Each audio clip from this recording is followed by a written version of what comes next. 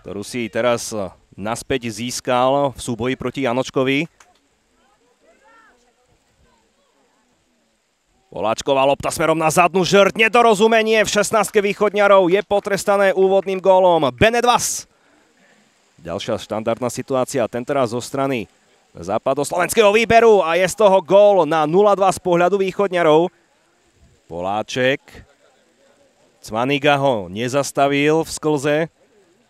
Center dovnútra 16-ky, zatiaľ nemá to nikto na strelu. Hráči si trošku zavadzali pri streleckom pokuse, ale nakoniec to sadlo na kopačku Davida Kukuča. Kandráčov, center. Dobre tam nabehol ešte pred botla Samuel Sedlák. Dobre zakrútená lopta a okamžite skončila v sieti. S päťkou sa presadil Martin Marčiš. Zľava.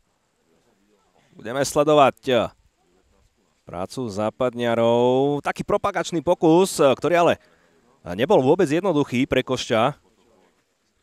Toto nebolo nič nedovolené. Blízko celej situácie stal Sučka. Mal na to jasný výhľad. Fekete. Chrenko. Premýšľa, či vystrelí, alebo prihrá. Možno uvidíme ojedinelý výpad východňarov. Krásne to získal Matej Sirák.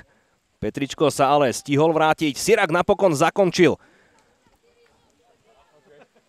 Rogos. Obrovská chyba. Chrenko proti Košťovi. Môže to byť gól na 5-0. Chrenko ale míňa bránku.